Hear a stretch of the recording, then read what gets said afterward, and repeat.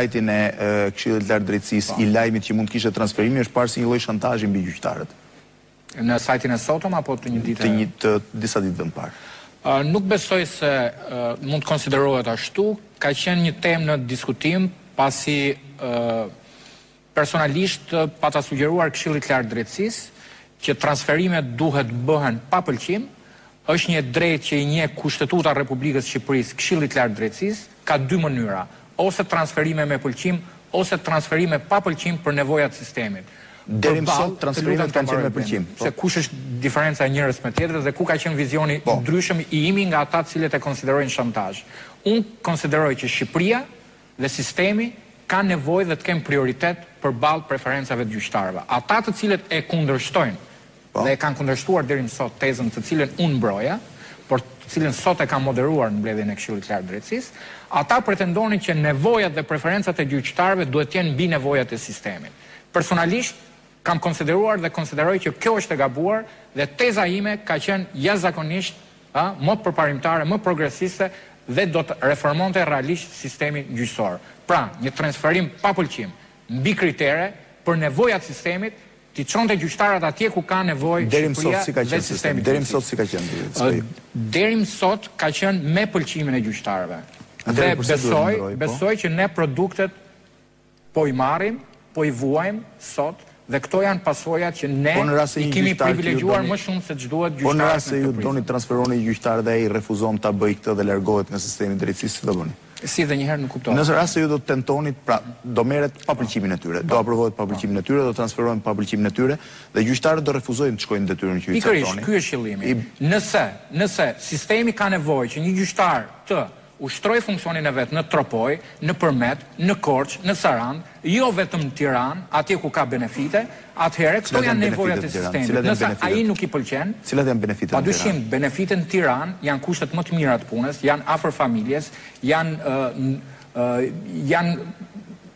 më të shumta në cilësinë e gjykimeve, në komoditetin në cilën ata punojnë, janë natyrisht shumë më tepër se sa ata të cilët punojnë në kushte më të vështira se kolegët e tyre. Dhe besoj se sistemi duhet të ketë prioritet mbi nevojat e gjyqtarëve.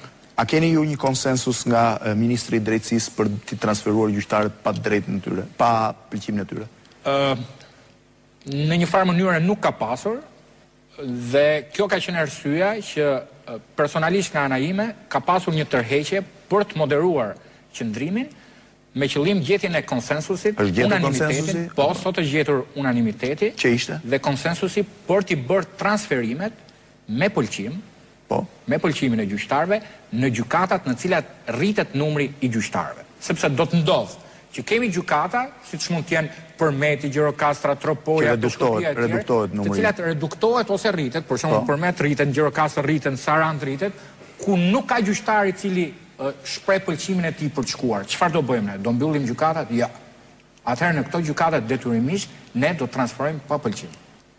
Pra, është gjetur një e mesme në gjykatat në cilat a është kjo një mundësi, po e quaj, a i hap kjo rrugë abuzimit ose abuzivizmit si fenomen? Për çfarë? Si presion ndaj gjyqtarëve. Një gjyqtar i cili mund mos ketë raportet mira me drejtuesit e Këshillit të Lartë të Drejtësisë, mund transferohet pa pëlqim, dikush tjetër që ka kriteri pëlqimit mund përdoret për dikë tjetër që ka raporte më të mira me ju. Pikërisht këtë synova që të them që është pranuar qëndrimi i atyre të cilët ishin kritik për pjesën e transferimeve pa pëlqim dhe sot është marrë në konsiderat që gjetur konsensusi duke pasur një moderim nga qëndrimi i më parë që imi, duke u tërhequr që transferimet të jenë me pëlqim, të jenë në gjitha ato gjykata të cilat shtohet numri. Por Këshilli i Lartë i Drejtësisë do jetë në situata në cilat në Përmet mund mos kandidojë asnjë gjyqtar. Në Gjirokastër ne kemi pasur vend vakant dhe nuk ka aplikuar asnjë gjyqtar. Është ende vakant? Është ende vakant. Do kemi që do boçatisen vende në Tropoj, në Dibër, në Burrel, në Puk dhe nuk do të kandidojë asnjë gjyqtar. Çfarë do bëjmë? Do i lëmë këto qytete pa drejtësi? Jo. Ajo çfarë do të bëjmë është përcaktimi disa kritereve mbi të cilat do të bazohet Këshilli i Lartë i Drejtësisë për të mos qenë abuziv, për të mos qenë klientelist, për të mos qenë Si janë këto kritere? Padyshim kriteret duhet nisen rrath të parë për sa i përket vjetërsisë, eksperiencës në punë. Ata që kanë më shumë eksperiencë do qëndrojnë në qendër dhe ata që kanë më pak eksperiencë në gjykatat më të vogla? Natyrisht. Ka dhe një kontratë për gjyqtarët të cilët duhet punojnë 5 vjet në atje ku ka nevojë sistemi, dhe pas 5 vjetësh i lindet drejta për të lëvizur dhe për të transferuar. Pra është e domosdoshme që në fundit gjyqtarët e rinj të mësohen që të punojnë atje ku ka nevojë sistemi. Zoti Speju, ky është një nga diskutimet e sotme. Ndërkohë ka pasur dhe një mas, po e quaj disiplinore ndaj një gjyqtare? Po, ka qenë një kërkesë, madje e ardhur në një kohë paksa të kufizuar nga prokuroria e përgjithshme për dhënien e autorizimit në lidhje me procedimin e penal ndaj një gjyqtare në gjykatën e shkallës parë të krimeve të rënda. Po.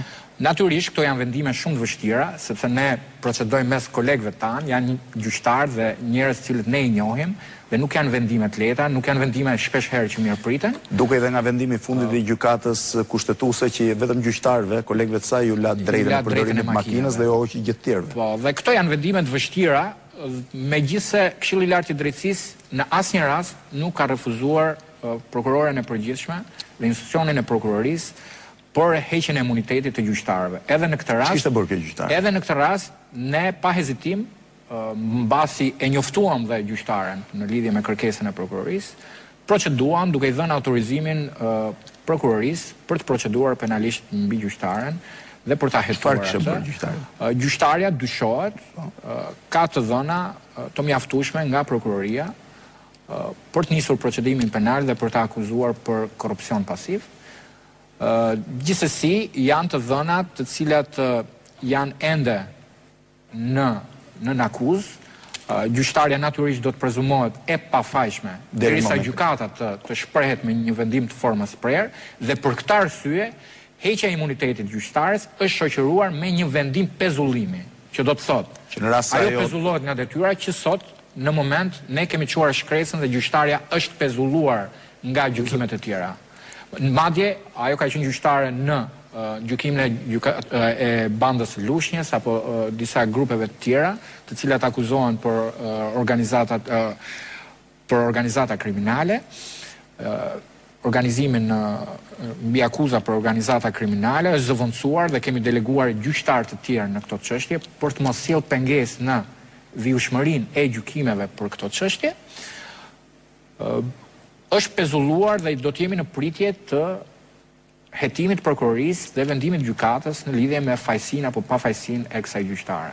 Zoti Speju, a çalon ose pse çalon sistemi gjyqësor në Shqipëri? Cili është problemi më i madh që ai ka? Besoj se janë disa. Besoj që janë disa probleme. Përmbledhtas 2-3 kryesorë. Besoj që sistemi gjyqësor në Shqipëri çalon nga sistemi, modeli. Po. Vetë modeli është defektoz, shpesh herë është sui generis, i papranueshëm dhe në cilën ne kemi bazuar në këtë model. Është një model mix i cili çuditërisht shpesh herë kanë marrë disa modele të cilat nuk kanë qasje me njëra tjetrën. Unë mjaftoj t'ju përmend një fakt. Gjykata e lartë dhe gjykata kushtetuese janë dy organe të cilat zgjidhen politikisht nga kuvendi, me pëlqimin e kuvendit, por me propozim presidentit Republikës. Është totalisht e papranueshme që qoftë gjykata e lartë, qoftë gjykata kushtetuese të themelohen dhe të krijohen politikisht. Duhet o njëra o tjetra. Dhe pse them këtë? Sepse dy modelet, cilat ne jemi referuar, i kemi miksuar me pat drejt. Le të themi, kemi modelin spanjoll, kemi dhe modelin italian. Modeli spanjoll, gjykatën e lartë nuk e pranon të krijuar nga parlamenti, nga politika. Madje e vë atë të kontrollueshme, të inspektueshme. Nuk mund të ketë gjyqtar të paprekshëm, nuk mund të ketë gjyqtar të pakontrollueshëm. Kemi parimin check and balance, po. Në Shqipëri kemi gjyqtar të pakontrollueshëm. Sepse nuk kemi në asnjë rast që gjyqtarët e gjykatës së lartë, aktiviteti i tyre, disiplina e tyre, etika e tyre të jenë inspektuar qoftë dhe në një rast.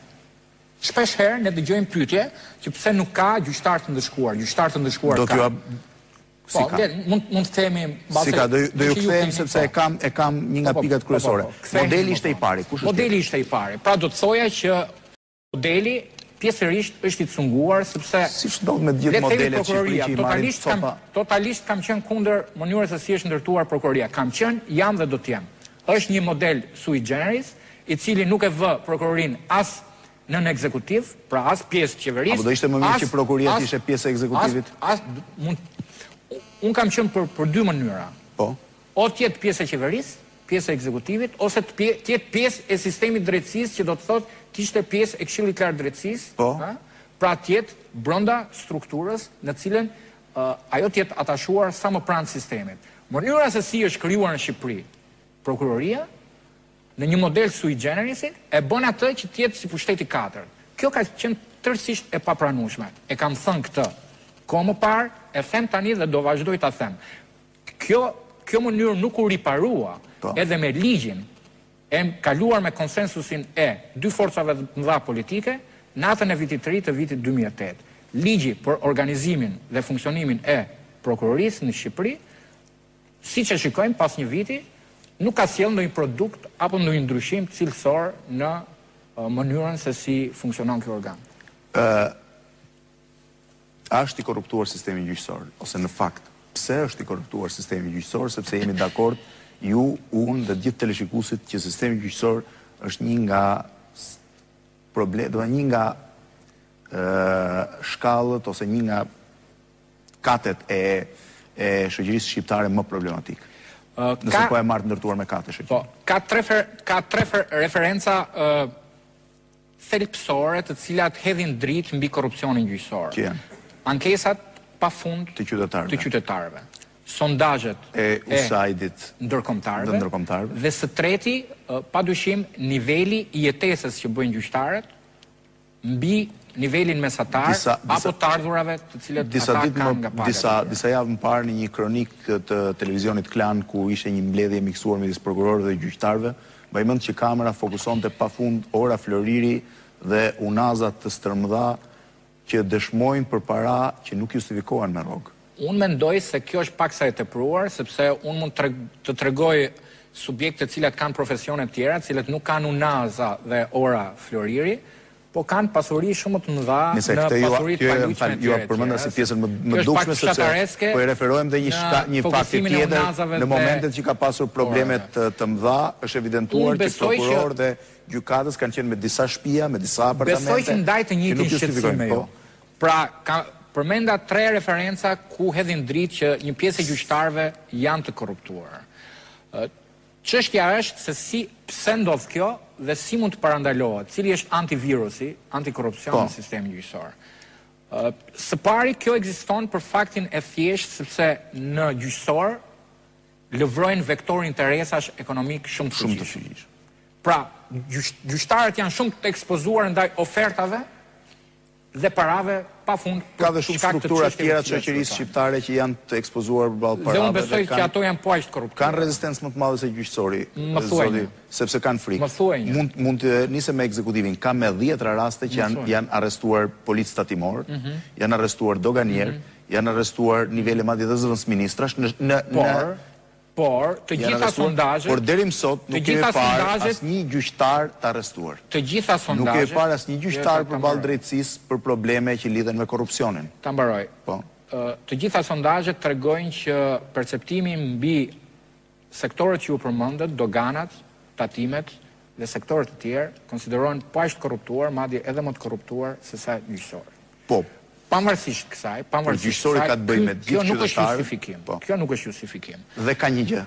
Korrupsioni kudo mund të ishte më i tolerueshëm se një gjyqësor, sepse gjyqësori është ai që jep verdiktin final dhe ruan drejt peshimin e shoqërisë. Korrupsioni nuk ka justifikim. Nuk ka justifikim, po them është më i thjeshtë se sa kur vjen puna tek gjyqësori. Është më i thjeshtë dhe padyshim që gjyqtarët e korruptuar janë 2 herë më shumë përgjegjës për korrupsionin e tyre. Në raptor. Është vështirë që t'japësh një numër, po unë doja të kthehesha tek një pyetje juaj me shumë interes, që pse nuk ka gjyqtar të ndëshkuar. Si nuk është asnjë gjyqtar i arrestuar deri më sot? Si nuk është asnjë gjyqtar i gjykuar deri më sot? Atëherë unë kam 2 këndvështrime për këtë çështje. E para, që ka një trajtim të veçantë për gjyqtarët. Gjyqtarët kanë një status të përjetshëm. Gjyqtarët e gjykatës shkallës së parë dhe të apelit kanë imunitet. Dhe sidomos gjyqtarët e gjykatës së lartë dhe gjyqtarët e gjykatës kushtetuese sigurisht janë super të mbrojtur nga kushtetuta. Dhe kjo në vetvete pengon organet e hetimit, le të themi për disa mjete të kërkimit provës. Gjyqtarët nuk mund t'i përgjosh, le të themi. Një doganier mund ta përgjosh në një bisedë telefonike nëse ke të dhëna për kryerjen e një afere korruptive. Përse nuk mund ta përgjosh një gjyqtar? Sepse ka imunitet. Të duhet autorizim, sepse çdo përdorim i mjetit të kërkimit provës do dilte i paligjshëm. Pra, ka disa bariera dhe do të thoja, kur ne flasim nëse ka gjyqtar të arrestuar apo jo, nuk mund t'i krahasojmë me doganierët dhe policët tatimor, por mund t'i krahasojmë me ata cilët kanë të njëjtin status, me ata që kanë imunitet. Pra, nëse sot nuk shikojmë zyrtar të cilët kanë imunitet të arrestuar, ne nuk shikojmë dhe gjyqtar. Pra, kjo është teza të cilët ne mund të referohemi. Por kjo vlen për momentin, sepse gjyqtar të ndëshkuar ka pafund. Që quhen ndëshkim. Po, ndëshkim. Këshilli i lartë i drejtësisë deri më sot ka ndëshkuar me procedime të paktën 3 apo 4% të numrit të përgjithshëm. Për sa kohë? Cilat janë procedime? Për sa kohë Krashnik Spahiu është në detyrë? Një policë tatimor që shkon në burg për 400.000 lekë vjetra dhe një gjyqtar që thjesht merret mas. Më fal ta mëroj. Këshilli i lartë i drejtësisë nuk është prokurori, sepse është ekskluzivitet dhe monopol i organit procedues i prokurorisë që të hetojë korrupsionin. Këshilli i lartë i drejtësisë në 100% të rasteve ka dhënë imunitetin dhe siç e dha sot në mëngjes, ka dhënë imunitetin prokurorisë për gjyqtarët po dhe në shumicën e rasteve kur ja keni çuar këtë çështje gjykata gjykata e lartë ju ka hedhur poshtë. Jo, doja të kisha një referencë tjetër, sepse nisa një argument i cili lidhet me procedime disiplinore. Kompetenca e Këshillit të Lartë të Drejtësisë është shkarkimi i gjyqtarëve. Janë masa disiplinore. Ajo të cilën unë them, keni shkarkuar në një gjyqtar? Po sigurisht. Vetëm në vitin 2008 kemi shkarkuar 8 gjyqtarë. Janë kthyer nga gjykata. Kemi hequr disa imunitete. Kemi pezulluar disa. Pjesa më e madhe e tyre janë kthyer mbrapsht nga gjykata e lartë. Ky është problemi. Është prapë një problem që vjen te drejtësia. Është antagonizmi. Ky është rreth i mbyllur. Ky është diversiteti dhe antagonizmi mes Këshillit të Lartë të Drejtësisë dhe gjykatës. Ky është rreth vicioz. Po. Është rast unikal në botë, zoti Spahiu, që gjykata e lartë i jep të drejtë një kolegut saj, që gjykata kushtetuese i jep drejtë vetëm kolegëve të saj, sepse këtë e bën gjykata e cila krijohet politikisht me pëlqimin e politikës. Pra, ky është defekti i sistemit dhe i modelit në Shqipëri. A investigojnë shërbimet e specializuara për korrupsionin e gjyqtarëve? Shërbimi informativ shtetëror? Shërbimet informative nuk mund të hetojnë nuk mund të hetojnë paraprakisht pa një autorizim për heqjen e imunitetit të gjyqtarëve, sepse ka barierë ligjore dhe kushtetuese që organet e shërbimit të hetojnë mbi gjyqtarët. Pra, atëherë kur organet e hetimit nuk mund të hetojnë, kur prokuroria ka probleme që lidhen me statusin e gjyqtarit, si do hetohet një gjyqtar? Shumë e thjeshtë. Si? Do të ishte udhës që Kuvendi i Shqipërisë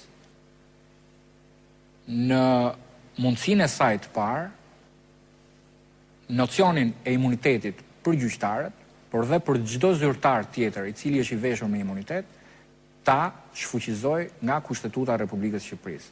Nocioni i imunitetit është kthyer në një koncept abuziv, mbrojtës duke i shndruar disa subjekte, qoftë gjyqtar, qoftë jo gjyqtar, qoftë politikan në njerëz të paprekshëm në këtë vend. Pra ju po thoni që Kuvendi i Shqipërisë duhet heq ose të reduktojë të paktën imunitetin e gjyqtarëve? Dispozita për imunitetin, qoftë të gjyqtarëve, qoftë të çdo zyrtari tjetër në këtë vend, nuk duhet ekzistojë më si nocion në Kushtetutën e Shqipërisë.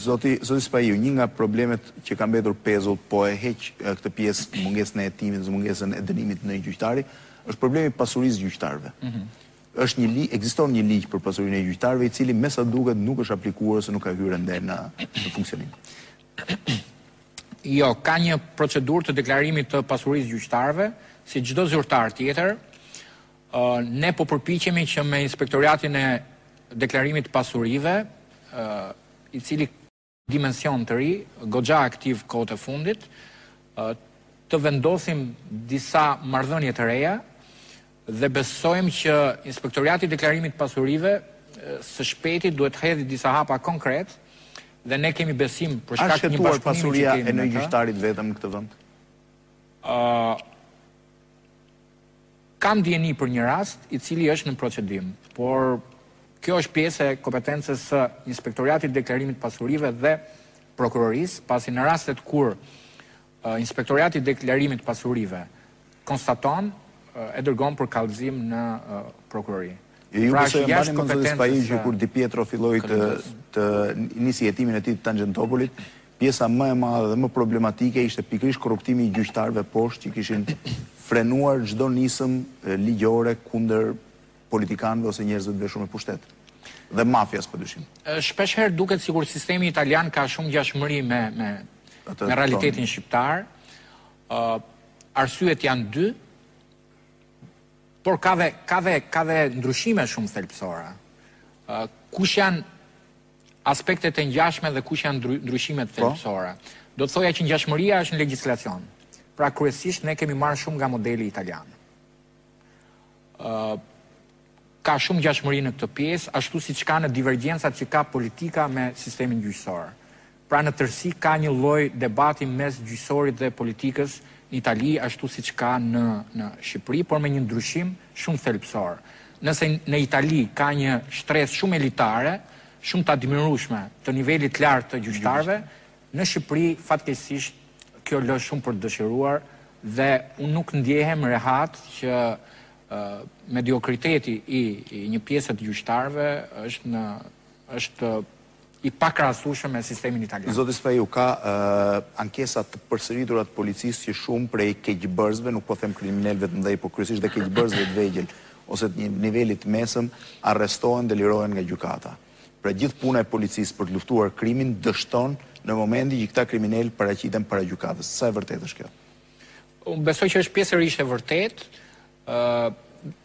Ndaj të njëjtin shqetësim dhe madje i kam darë dhe me funksionarët e policisë, dhe kjo ka qenë dhe arsyeja që Këshilli i Lartë i Drejtësisë në një nga dy vendimet e fundit po realizon një inspektim dhe një kontroll masiv për çdo çështje penale që lidhet me vrasje, trafikim droge, trafikim narkotikësh, për korrupsion apo vepra penale, të cilat ne janë zhvilluar 2 vitet e fundit. Ne po bëjmë një skaner shumë të fortë për prokurorë të qarqeve të ndryshme të vendit. Po deklarojnë se por i hapen çështje nga gjykata, çështje të vjetra të mbyllura me synim lehtësimin e vuajtjes së dënimit të kriminalëve nga më të njohurit në vend. Nuk e kuptoj si pyetje. Që do të thotë, prokurorët po deklarojnë që gjykatat në dritën e provave të reja, por i hapin, por i shohin dënimet e kriminalëve të njohur për t'i liruar një pjesë të tyre. Nuk ka të drejtë gjykata të rihap. Vetëm në një rast kur gjykata e lartë ka të drejtën e rishikimit. Kryesisht akuzat vinë nga gjykata e lartë. Dhe gjykata e lartë nuk është në jurisdiksionin e Këshillit të Lartë Drejtësisë. Po ju pyes edhe padyshim ne jemi pjesë dhe personalisht kam objekcione pafund për disa vendime të gjykatës së lartë. Në këtë kontekst, përveç kontrollave dhe inspektimit që po zhvillojmë për gjithë veprat penale dhe vrasjet, ne do nxjerrim dhe një statistikë se në sa raste gjykata e lartë ka ndryshuar vendimet e gjykatës shkallës parë dhe të apelit për dënimet e shumë kriminalëve. Ka dhe një pretendim tjetër që vjen nga një pjesë e juristëve ose edhe atyre që mund të quhen funksionarë të lartë të drejtësisë në Shqipëri, që pretendojnë se gjykata e lartë po merr vendime të ndryshme për precedent të njëjtë. Një nga qëllimet dhe misionet kryesore kushtetuese të gjykatës së lartë është unifikimi i praktikave.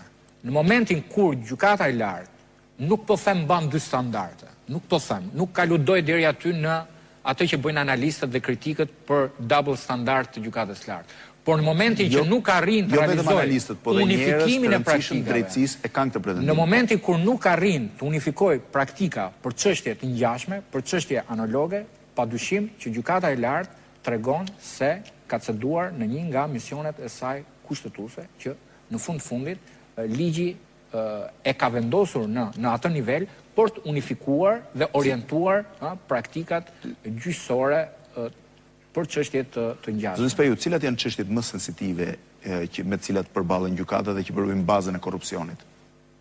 Është një pyetje me goxha profesionale që bëhet dhe me shumë interes, sepse shpesh herë çështjet të cilat publiku njihet nga media nuk janë thjesht dhe vetëm shqetësimi dhe problematika e thellë në pushtetin gjyqësor. Ajo që do të thoja, e cila personalisht më shqetëson, janë çështjet të cilat lidhen me interesa shumë të fortë ekonomik, siç janë çështjet tregtare dhe çështjet administrative. Shpesh herë aty ku biznesi është prezent, aty ku ka çështje me interesa shumë të fortë pasurisht të lujshme apo të palujshme, atje ku kemi çështje administrative, le të themi, kundrejt akteve dhe vendimeve të doganave, tatimeve, etj. Me që më thatë dhe sepse unë kisha bërë pyetjen tjetër. Atëherë kemi padyshim një shqetësim shumë të fortë dhe problematika shumë. Sipas të dhënave që kam unë, 88% të çështjeve ku pal është shteti i humbur.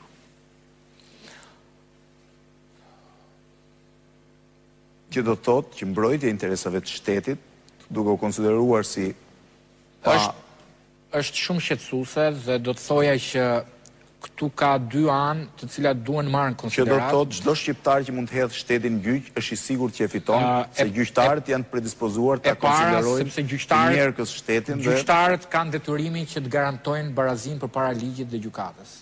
88% të çështjeve, zoti Speju. Dhe kjo mund të hedhë hije dyshimin nëse shteti dhe individi janë të barabartë apo jo në trajtimin e disa çështjeve, dhe kam dyshimin që në çështje dhe bëhet fjalë për miliarda lekë të reja. Së dyti, kjo mund të lëri për të dëshiruar edhe në nivelin e përfaqësimit profesional të interesave të shtetit.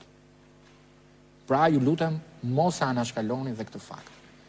Ka ardhur momenti, koha, rrethanat ku shteti të përfaqësohet profesionalisht dhe denjësisht, po aq i fortë, të mbrohet me po aq integritet dhe dinjitet, aq sa mbrohet individi. Shpesh herë, nga eksperienca, shihen mundësitë që përfaqësuesit e shtetit, përfaqësuesit e institucioneve, përballë përfaqësuesve të individit, bëjnë një prezantim juridik, një përfaqësim ligjor, tërësisht jo profesional, jo me pasion, jo në nivelin e kërkuar, përballë përfaqësuesve dhe avokatëve të subjekteve private. Si shpjegohet, zoti Speju, pavarësisht se mund mos jetë direkt në jurisdiksionin tuaj, fakti që gjykata kushtetuese më shumë se çështje që lidhen me problemet e mëdha të kushtetutës ka gjykuar çështje pronash? Kur nuk duhet merre me gjykimin e pronave. Besoj që nuk duhet marrë tabu, nuk besoj se në të gjitha rastet gjykata kushtetuese e bën një gjë të tillë, por do të thoja që jo rrallëherë, madje në këtë rast, në vend që të jem protektiv ndaj gjyqtarëve që kemi një jurisdiksion të KLD-s, do doja të tërhiqja vëmendjen atyre, që shpesh herë një proces gjyqësor duhet të garantojë të gjithë parametrat kushtetues. Shpesh herë ndodh që të drejtat kushtetuese në një proces, qoftë ato të pronave, kryesisht në ato të pronave, nuk garantohen. Shkelen. Po, dhe nuk është e rastit shpeshherë që Gjykata Europiane e Drejtave të Njerëzit, për shkak të këtyre shkeljeve kushtetuese, ka ngarkuar me përgjegjësi në disa raste. Pra, do doja që në një farë mënyrë pjesërisht të justifikoja gjykatën kushtetuese, që i tërheq vëmendjen gjykatave të tjera për të garantuar një proces të rregullt kushtetues. Shkëputemi pak sekonda për spotet publicitare, rikthehemi sërish në transmetim. Me zotin Krishnik Spahiu, nënkryetari i Këshillit të Lartë të Drejtësisë, në një intervistë në pjesën e parë të cilës rreth 35 minuta kemi folur për problemet që lidhen me gjyqësorin sot, një gjyqësor mjaft problematik dhe me mjaft i diskutuar në Shqipëri. Ka një konsensus pothuajse të gjerë që korrupsioni është në nivelet larta në gjyqësor dhe me sa duket i vështirë për të luftuar. Zoti Spahiu, meqense ju thatë që shumë gjëra nuk vareshin nga ju, ka një gjë që varet nga ju dhe që është shumë problematik, është problemi i zgjatjes pafund të gjyqeve, që në shumë raste nxisin ose stimulojnë vetgjyqësinë. Që do të thotë që shumë shqiptar sot janë detyruar ose tentojnë të shmangin gjyqet me mënyra nga më të ndryshmet, për arsye se gjyqet fillojnë sot dhe mund të mbarojnë kur njeriu bëhet gati të shkojë në botën tjetër. Është një shqetësim i cili po tentohet parandalohet në tre mënyra. Që janë? Që janë rritja e numrit gjyqtarëve, le të themi në gjykatën e apelit do shtohen 7 gjyqtar, në gjykatën e Tiranës do shtohen 13 gjyqtar, në gjykatën e Durrësit do shtohen 11 gjyqtar, dhe të paktën në këto gjykatat kryesore, rritja e numrit gjyqtarëve do të bëjë të mundur rritjen e shpejtësisë së gjykimit, ku të paktën do të reduktohet në 50% ose në 40% shpejtësia e gjykimit. Pra do kemi, nëse në gjykatën e apelit Tiranë pritet 1 vit e gjysmë për të përfunduar, për të ardhur radha për gjykim, besojmë që me rritjen e numrit të gjyqtarëve, nga 1 vit e gjysmë, padyshim ajo do të shkojë diku në 8 muaj. Pra ka një reduktim masiv dhe të thellë. E para, ky është ka përshtypjen që është më shumë një element korruptiv. Po realizojmë një inspektim të thellë në lidhje me çështjet e afateve. Që do të arrijë? Që do të thotë, atje ku zvarritjet vijnë për shkak të gjyqtarëve dhe ku ka shkelje të rënda, ne do t'i bëjmë ata subjektet të procedimit disiplinor, duke i adresuar Ministrit Drejtësisë, i cili ka ekskluzivitetin për të filluar procedimin disiplinor për masat përkatëse. E treta, siç jeni ndjeni, Këshilli i Lartë i Drejtësisë ka organizuar një grup pune për disa ndryshime në kodin e procedurës, e cila synon të shmang me çdo lloj mjeti dhe mënyre shkaqet e parësyshme të zvarritjes të procesit. Duhet marrë përgjigje në një shkallë një çështje. Për sa kohë? Ajo është në varësi padyshim të fushës, është në të komplikacionit çështjes së tjera. Po flasim në kushte normale. Sa kohë duhet marrë përgjigje një çështje? Dgjoj. Unë dua të flas për publikun në lidhje me çështjet penale. Po. Sepse ata janë mësuar që ju është mërzitur jeta, kemi pasur çështjen e 14 shtatorit, e cila zgjati 11 vjet në një shkallë gjykimi. Kanë parë çështje të cilat nga gërdeci e ku ta dinë, kemi parë çështje sa kohë zgjasin. E atyre që akuzohen për organizata kriminale që zvarriten çdo ditë. Gjyqtarët i shmangen shpesh herë një parimi shumë të rëndësishëm, që është gjykimi i pandërprerë. Gjykimi i pandërprerë do të thotë të fillosh gjykimin në orat 8 mëngjesit dhe ta mbarosh në 4 masdite dhe ta vazhdosh përsëri nesër në 8 mëngjesit. Çështja është që ky parim nuk ka garantuar infrastrukturën ligjore, por dhe infrastrukturën logjistike për ta realizuar një gjykim. Pse them ligjore dhe procedurale? Sepse ka lejuar hapësira, kur mungesa një avokati mund të shkaktoj vonesa pafund. Nuk rregullohet kjo? Pikërisht. Mund bëhen përmirësime. Pikërisht, pra. Për këtë po punohet që të ndërhyret në bashkëpunim me Ministrinë e Drejtësisë, të merret iniciativa që në mënyrë të përshpejtuar të ketë ndryshime në kodin e procedurës penale, por që kërkojnë 3/5 e votave. Pra, kodet dhe ligjet organike kërkojnë shumicë të cilësuar që mungon për momentin në parlament. Që mungon për momentin në kuvend. Pra, është përgatitur infrastruktura dhe rekomandime. A mund të vihet në punë sistemi gjyqësor që të mos i zvarrisë çështjet? Dgjoj, besoj që humbja e besimit te drejtësia është humbja më e rëndë në një shoqëri. Po kjo nuk ndodh vetëm në Shqipëri. Le të themi, sistemi më i shpejt është ai portugez në Europë, i cili i zgjidh brenda 4 apo 5 muajsh çështjet, por kemi edhe sisteme nga shtetet më demokratike, siç është Italia dhe Franca, ku mund zgjasin 7-8 vjet. Pra, nuk besoj që kjo është e keqja e vetme e sistemit gjyqësor në Shqipëri. Një problem tjetër po aq shqetësues për qytetarët që e vëre që është një sistem i vazhdueshëm i SMS-ve që vijnë, është problemi i përmbarimit. Mos ekzekutimi i vendimeve të gjykatave që kanë marrë formë prerë.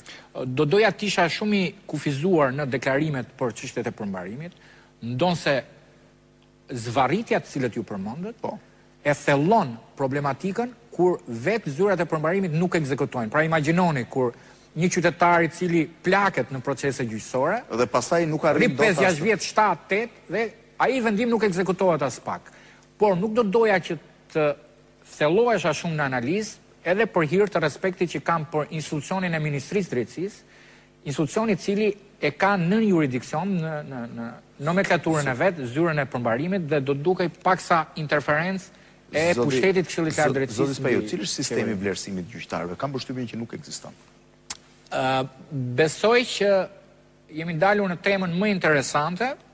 Si e vlerësoni ju një gjyqtar që duhet punoj veç vjetërsisë ose eksperiencës në punë që thatë, çfarë sistemi vlerësimi ka? Sapo kemi përfunduar sistemin e vlerësimit në 8 gjykata. Me ç'kriter? Mbi disa kritere duke shurtuar punën 2 vjeçare të gjyqtarëve. Mbi një proces selektimi të 10 vendimeve dhe dosjeve të cilët ata kanë gjykuar, në cilët merret në konsiderat respektimi i afateve që përmendëm, procedurave, i disiplinës, i cilësisë së arsyetimit, i aftësive dhe njohurive të tij, sa progres, sa evolucion kanë bërë, apo sa progres apo sa regres, sepse një gjyqtar mund të ketë qenë shumë i mirë kur ka filluar detyrën. Ka funksionuar ky sistem vlerësimi?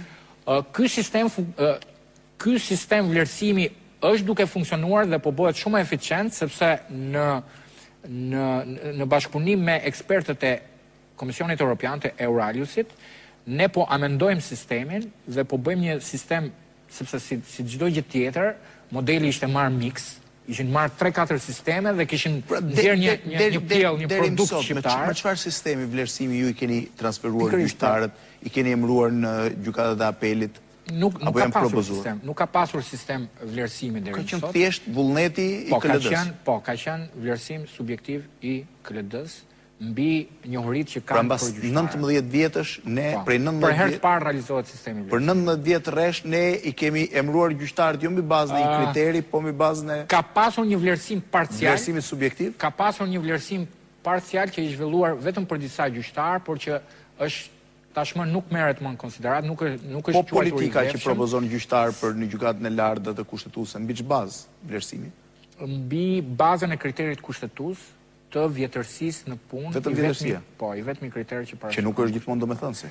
Që nuk është gjithmonë domethënës dhe besoj që ky ka qenë disi qëndrimi personal i veçantë që kam pasur, sepse gjithmonë kam sugjeruar që gjyqtarët e gjykatës lartë dhe gjykatës kushtetuese duhet të jenë pjesë e sistemit të karrierës, sidomos gjyqtarët e gjykatës së lartë. Jemi gjithsesi në një moment që mungon vlerësimi. Besoj që deri më sot ka munguar, por që nuk do të mungojë sepse Këshilli i Lartë i Drejtësisë po punon me ritme shumë të shpejta. Kemi gjetur dhe një lloj mirëkuptimi për të shtuar numrin e inspektorëve në buxhetin me fondet e reja dhe me buxhetin e ri të Këshillit të Lartë të Drejtësisë, ku në vitin 2009, pra vitin 2010, viti i ardhshëm, do të realizoj përfundimin e sistemit vlerësimit të gjithë gjyqtarëve në të gjitha gjykatat e shkallës parë dhe të apelit, dhe çdo lloj promovimi dhe emërimi do të jetë mbi këtë sistem vlerësimi. Zoti Speju, si mund të respektohet ligji kur vetë KLD-ja funksionon me 4 veta që ju ka mbaruar mandati? Sepse këtë e parashikon vetë ligji. Ligji i Këshillit të Lartë të Drejtësisë parashikon në nenin 7 që antarit Këshillit të Lartë të Drejtësisë i përfundon mandati në momentin që zgjidhet antari i ri. Dhe për sa kohë nuk i zgjedh antari i ri, sepse nuk i zgjedh Këshilli i Lartë i Drejtësisë. I zgjedh konferenca gjyqësore. Përse konferenca gjyqësore nuk po i zgjedh? Sepse gjykata kushtetuese ka deklaruar antikushtetues ligjin për konferencën gjyqësore. Por deri më sot janë zgjedhur pa ligj.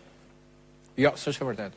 Është e vërtetë, s'ka pasur ligj. Jo, nuk është e vërtetë. Antarët e Këshillit të Lartë të Drejtësisë, për sa kohë Kreshnik Spahiu ka qenë zëvendës kryetari i këtij këshilli, janë zgjedhur në mbështetje të ligjit për konferencën gjyqësore. Po përpara kësaj janë zgjedhur pa ligj? Nëse janë zgjedhur pa ligj, ka qenë një procedurë antiligjore. Si ka qenë? Po ka funksionuar. Nëse zgjedhur pa ligj, si zgjedhet sipas jush? Do vazhdoj një KLD me persona që ju ka mbaruar mandati? Kjo është një çështje që nuk i përket Këshillit të Lartë të Drejtësisë, sepse nuk është Këshilli i Lartë i Drejtësisë i cili realizon zgjedhjet. Kjo është një çështje në cilën personalisht nuk do doja të influencoja. Konferenca gjyqësore mbas statutit të saj dhe të zgjedh? Nuk ka statut, sepse nuk ekziston konferenca. Si nuk ekziston? Çfarë statuti? Kur gjykata kushtetuese, një ligj i cili është miratuar me 50% plus 1 të votave, pra me një shumicë thjesht, e ka konsideruar antikushtetuese. Atëherë çfarë rregullash dhe statuti do të ishte kushtetues? Si duhet sipas jush? Gjykata kushtetuese thotë që rregullat për funksionimin e këtij organizmi duhet të jenë me 3/5 e kuvendit. Sipas jush, Këshilli i Lartë i Drejtësisë do vazhdojë në këtë mënyrë? Besoj që kjo është një çështje që nuk i përket Këshillit të Lartë të Drejtësisë, është një kolaps dhe një çështje e cila nuk është krijuar prej nesh. Besoj që ekzekutimi i vendimit gjykatës kushtetuese do të bënte të mundur realizimin e zgjedhjeve ligjore dhe kushtetuese nga konferenca e gjyqtarëve. Sa presion ka drejtësia?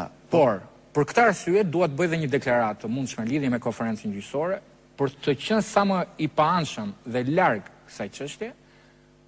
Gjyqtarët do të mblidhen pas 2 ditësh për të marrë një vendim në lidhje me zgjedhjet dhe me konferencën gjyqësore, dhe për këtë arsye, duke qenë se nuk dua të jem pjesë e asaj vendimmarrje dhe të ndikoj sadopak në këtë çështje, për shkaqe të impenjimeve të mia në detyrë, nuk do të jem pjesë e atij takimi dhe asaj mbledhje për të influencuar në vendimin në cilin personalisht do ta respektoj, qoftë sikur ata të mblidhen me ligj, qoftë sikur ata të mblidhen pa ligj. Cilët janë faktorët që i bëjnë më shumë presion sistemit drejtësisë?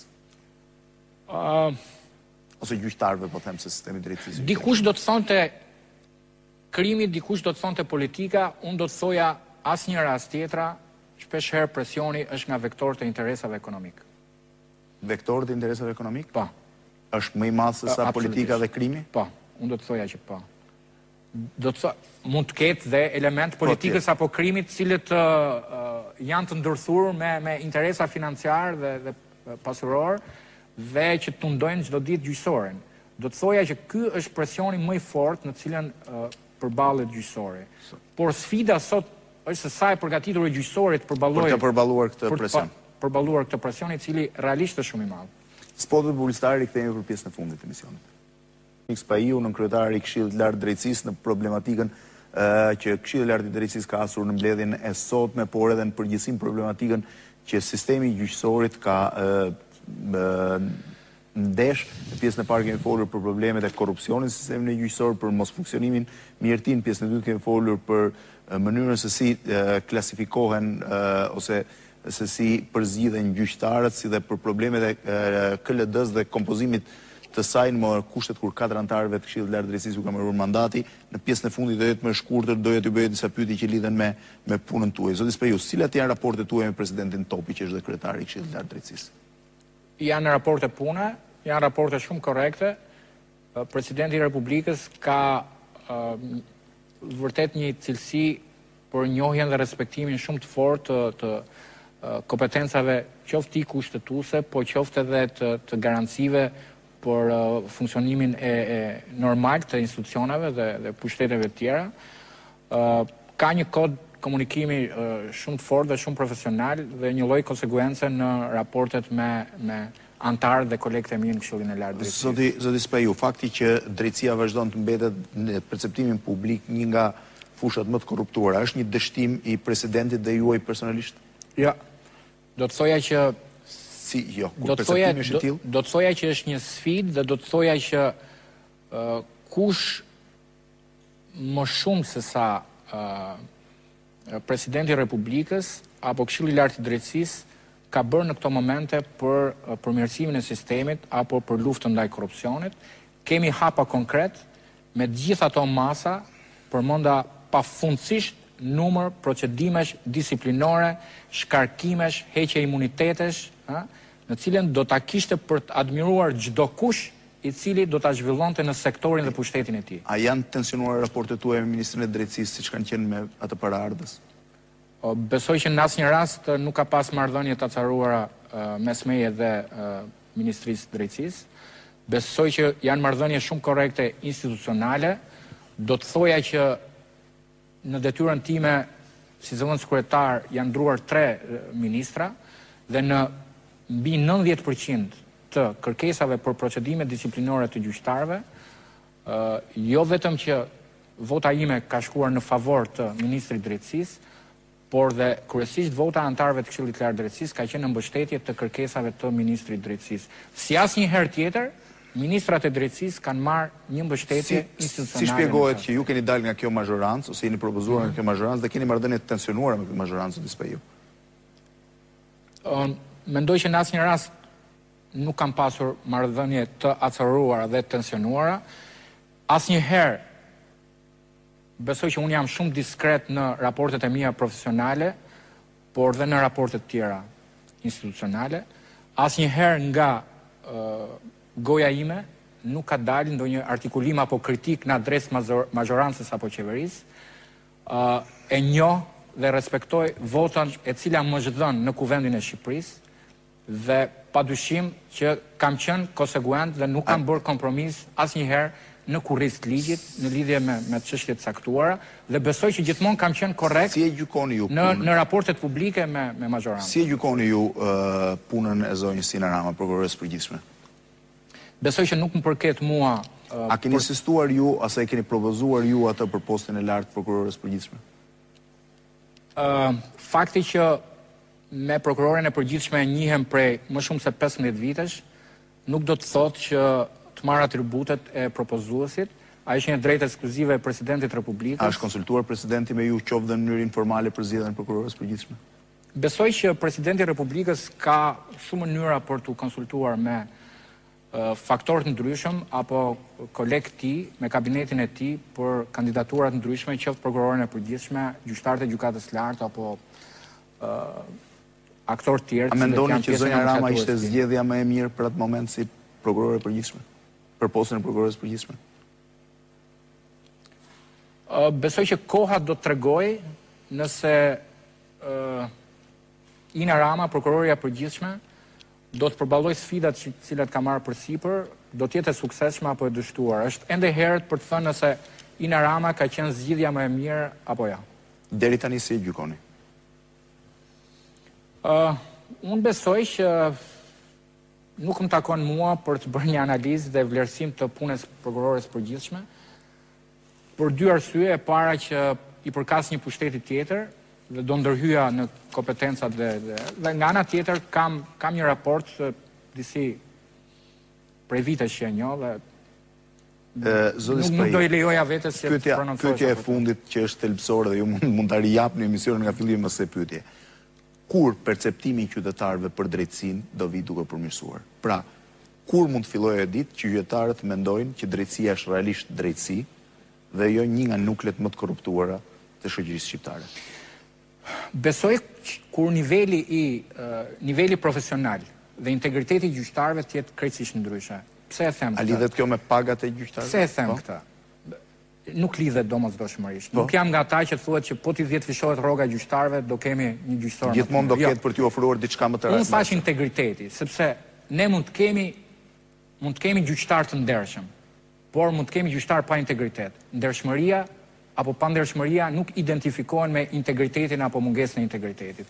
Integriteti është një koncept shumë i gjerë dhe kërkon shumë më tepër element dhe cilësi dhe virtyte të gjyqtarit. Besoj që figura dhe portreti, profili i gjyqtarit shqiptar lë shumë për të dëshiruar. Unë do dëshiroja një gjyqësor elitar, i cili fatkeqësisht është disi larg, dhe që të jesh pjesë e elitës së sistemit, pjesë e elitës së shoqërisë, kërkon shumë, kërkon gjenerata, kërkon breza. Do të thoja që do të kujtoja një shprehje e famshme. Kjo punë e filluar nuk përfundon as për 100 ditë, as për 1000 ditë, as sa është jeta e gjithë këtij planeti. Po ne nuk na takon të shikojmë fundin. Është mirë që ne t'ja fillojmë si. Zoti Spaju, ju falenderoj që ishi sot në studion e emisionit Opinion. Faleminderit. Nderuar teleshikues, keni ndjekur këtë intervistë me zotin